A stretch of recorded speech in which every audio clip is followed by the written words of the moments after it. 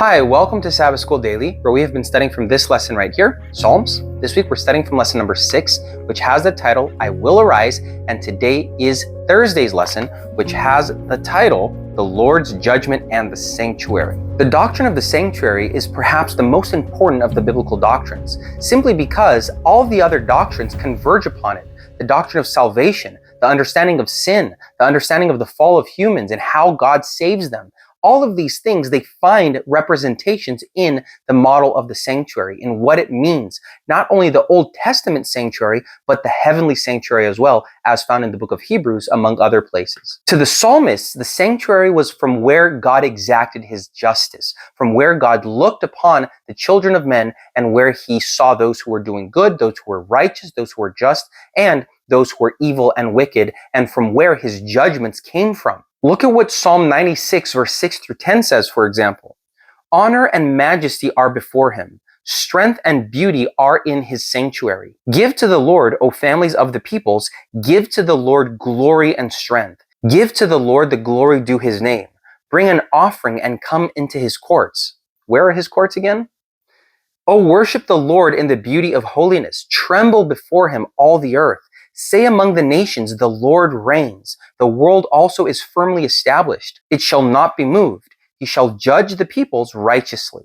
This is how the psalmist understood God's righteousness and justice. This is where it came from. It came from his courts. It came from the sanctuary. So much more than a place where ceremonies and rituals were performed, this is a place from where God commanded. This is his headquarters, the center of the whole universe. You find that throughout the whole Bible.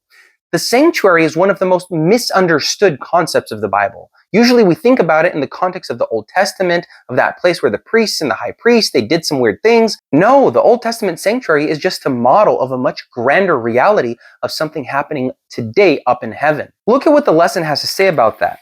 The Lord's judgment is closely related to the sanctuary.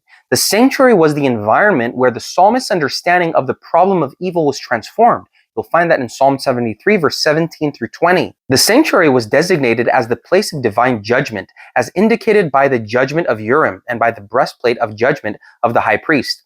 Accordingly, many psalms depict God on his throne in the sanctuary, ready to judge the world for its sin and evil. So this is where we find God, the Ancient of Days, opening the books, holding court, and pronouncing judgment. This is the imagery that the Bible depicts of all that is happening up in heaven in those terms. At the sanctuary, the plan of salvation was revealed.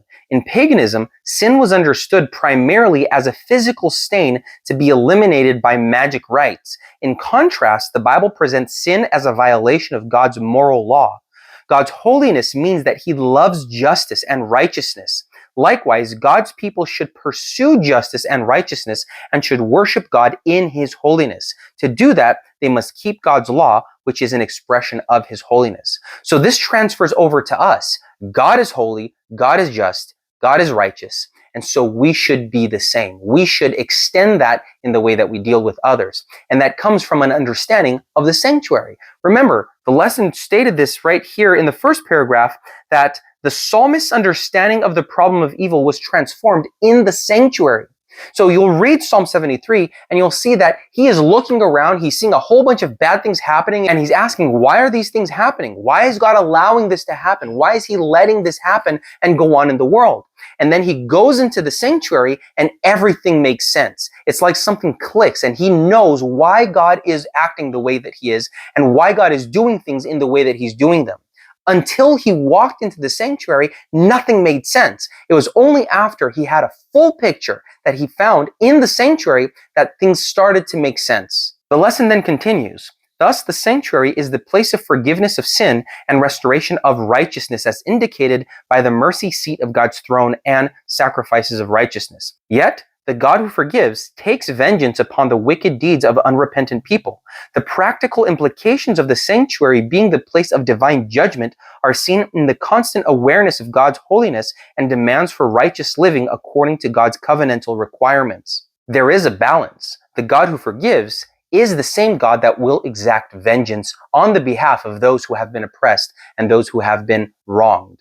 The lesson then concludes, the Lord's judgment from Zion results in the well-being of the righteous and the defeat of the wicked. The sanctuary fostered the jubilant expectations of the Lord's coming as the judge.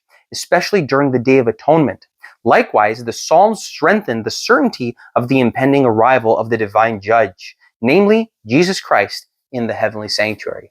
That is our great hope, that very soon Jesus will come back. But until that moment, we are called to do right, to be righteous, to treat others with kindness and with justice. That is what he expects from us today, here in our situation right now. May the Lord bless you. Remember to study your lesson. There were so many different texts that were mentioned today, and that will bring you more understanding in what we're talking about. Also, please remember to comment down below. I love hearing from you. And also, please remember to like, to share, and to subscribe to our videos. We release one every day, and I hope to see you again here tomorrow for another Sabbath School Daily.